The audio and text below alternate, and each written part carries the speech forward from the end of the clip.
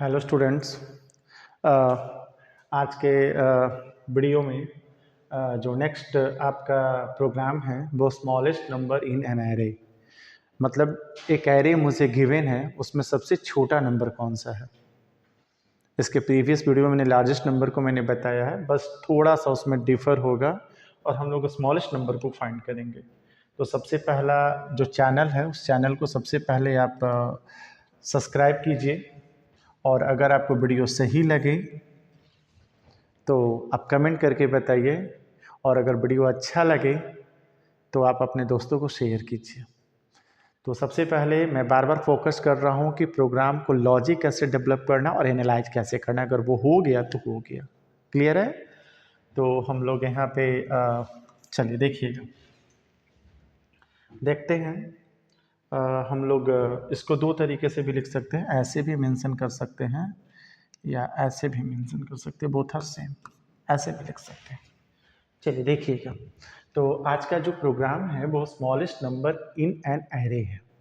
मतलब एक array given है और उस एरे में सबसे छोटा नंबर कौन सा है वो मुझे फाइंड करना है। तो मैं बार बार बता रहा हूँ कि एरे का अगर मुझे स्मॉलेस्ट नंबर को फाइंड करना है तो फर्स्ट क्या बनेगा, एरे में एलिमेंट होगा। क्लियर है? जब तक एरे में एलिमेंट नहीं होगा तब तक कोई भी प्रोसेस नहीं होगा। तो सबसे पहले एरे में एलिमेंट होगा, और एरे में एलिमेंट के लिए, एरे में एलिमेंट को स्टोर करने के लिए हम लोग क्या करेंगे, फॉर लूप चलाएंगे। डन है? सेम काम मैंने किया। चलिए ध्यान दीजिएगा, सबसे पहला हेडर फाइल, मेन फंक्शन, उसके बाद मैंने स्टार्ट किया। सबसे पहला आई मैंने लिया लूप चलाने के लिए, एन मैंने लिया कि एरे में कितने एलिमेंट्स होंगे। डन है?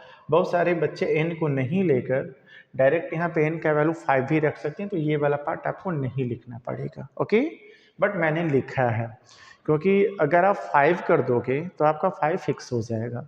बट अगर यूजर चाहेगा नहीं 4 ही एलिमेंट को ले तो 4 पे भी रन करेगा, 9 एलिमेंट को ले तो 9 पे भी रन करेगा।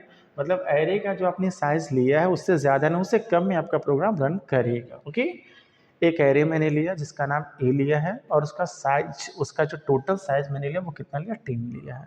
और एक और वेरिएबल मैंने लिया स्मॉल, जो मुझे क्या करना है, फाइंड करना है एरे में। ओके, सबसे पहले एरे का साइज कितना होगा, मैंने लिखा है प्रिंटिंग में एरे का साइज मैंने दे दिया n, और मैंने यहाँ पे n का वैल्यू कितना ले लिया है, आपका जो भी आपका n का वैल्यू 4 लिया है, मैंने 4 ले लिया। ओके, चलिए इंटर एलिमेंट्स इन एरे। अब एरे में क्या करेंगे, एलिमेंट को स्टोर करेंगे। परफेक्ट है? तो अभी मैंने बताया कि जब भी हम लोग एरे में एलिमेंट को स्टोर करेंगे तो हम लोग फॉर लूप के थ्रू करेंगे, और एलिमेंट जब भी स्टोर होता है तो उसका एनएफ लेंगे। सबसे पहला आई का value 0, 0 less than equal to 4, condition is 2, तो ए ऑफ 0 पे एलिमेंट को स्टोर कर दिया 2। फिर फॉर लूप में आई का वैल्यू बढ़ेगा, 0 से क्या हो जाएगा 1, condition true, 1 less than equal to 4, yes sir condition is 2, तो ए ऑफ 1 पे एलिमेंट को स्टोर कर दिया 3। फिर आई का वैल्यू बढ़कर कितना होगा 2, 2 less than equal to 4, condition is 2, तो ए ऑफ 2 पे मैंने स्टोर कर दिया 1। फिर आई का वैल्यू बढ़कर कितना होगा 3, 3 less than equal to 4, condition is true, तो यहाँ पे ए ऑफ 3 पे मैंने 2 को स्टोर कर दिया। When I is incremented by 1, then the value of I equal to 4. When we check the condition, 4 less than equal to 4, yes sir condition is true, तो a of 4 पे मैंने दे दिया 1। When the value of I is incremented by 1, the value of I equal to 5, and check the condition, 5 less than equal to 4, condition is false। जैसे ही for loop false होगा loop से बाहर आ जाएंगे और ये मेरा एलिमेंट क्या होगा, स्टोर हो जाएगा। यहाँ तक क्लियर है? ये हर प्रोग्राम में हम बता रहे हैं, हर प्रोग्राम में कर रहे हैं। तो इतना तो सारे प्रोग्राम में आपको लिखना है कि अगर आगे का प्रोसेस नहीं हो तो स्टेप मार्किंग आपको मिल सके। क्लियर है? चलिए आगे मैंने फिर क्या बताया कि इंडेक्सिंग जो है A of 0, A of 1, A of 2, A of 3, A of 4, इस इंडेक्सिंग के जो इंडेक्सिंग्स पे जो एलिमेंट है, किसी भी इंडेक्सिंग के एलिमेंट को हम लोग किस में स्टोर कर रहे हैं, स्मॉल में। किसी को भी कर सकते हो, बट मैंने ए ऑफ 0 को किया। ए ऑफ 0 पे कौन सा एलिमेंट है, 2, उसको कहाँ मैंने डाल दिया, स्मॉल में। तो यहाँ पे स्मॉल का जो वैल्यू हो जाएगा वो कितना हो जाएगा, 2। यहाँ तो कोई प्रॉब्लम? ओके, चलिए अब नीचे आते हैं। मैंने बताया कि अगर मुझे स्मॉल निकालना है तो हम एरे के सारे एलिमेंट को चेक करेंगे, जैसे मैंने लार्ज में किया है। तो I equal to 0, 0 less than equal to 4, यहाँ पे n का वैल्यू मैंने 4 लिया तो 0 less than equal to 4, yes sir condition is true. आइए ए ऑफ 0, यहाँ पे क्या हो जाएगा, A of zero, A of zero less than equal to क्या हो जाएगा, स्मॉल। चलिए ध्यान दीजिएगा, ए ऑफ जीरो पे एलिमेंट क्या है, 2, less than equal to 2, less तो नहीं बट इक्वल टू है, तब कंडीशन 2 होगा तो ए ऑफ आई का वैल्यू 0, ए ऑफ 0 का वैल्यू किस में स्टोर हो जाएगा, स्मॉल में। तो ए ऑफ 0 पे क्या है, 2, तो स्मॉल का वैल्यू 2 है। यस सर, पहले ही वाला, कोई फर्क नहीं पड़ेगा। चलिए आगे बढ़ते हैं। अब फोर लूप अभी गलत नहीं हुआ, फिर फोर लूप में आई का वैल्यू कितना हो जाएगा, 1, 1 less than equal to 4। Yes sir, condition is true. A of 1, A of 1, A of 1 पे कौन सा एलिमेंट है, देखिएगा 3, 3 लेस देन इक्वल टू 2। चलिए बताइएगा, 3 2 से क्या है, छोटा है, 2 बड़ा है, नहीं सर, कंडीशन इज फॉल्स, तो इसके अंदर नहीं आएगा। फिर ऊपर जाएंगे, अब आई का वैल्यू बढ़कर कितना हो जाएगा, 2, 1 के बाद कितना होगा, 2। तो यहाँ से देखिएगा 2 less than equal to 4, condition is true, loop के अंदर आएगा ए ऑफ 2। अब यहाँ पे जो आई का वैल्यू है वो कितना हो जाएगा, 2।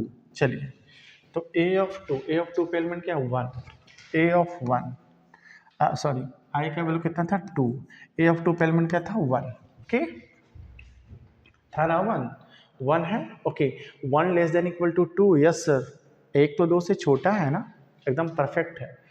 तो जब एक 2 से छोटा होगा तो लूप के अंदर आएगा, कंडीशन ट्रू होगा तो लूप के अंदर आएगा। ए ऑफ आई, आई का वैल्यू कितना है, 2, तो ए ऑफ 2 का वैल्यू किस में स्टोर कर दो, स्मॉल में। तो ए ऑफ 2 पे कौन सा एलिमेंट है, 1, तो अब स्मॉल का वैल्यू कितना हो जाएगा, 1। क्लियर है ना, ओके। अब आई का वैल्यू फोर लूप में फिर जाएगा, जब ये कंडीशन हो जाएगा तो इनर पार्ट होगा तो फिर आउटर पार्ट में जाएगा।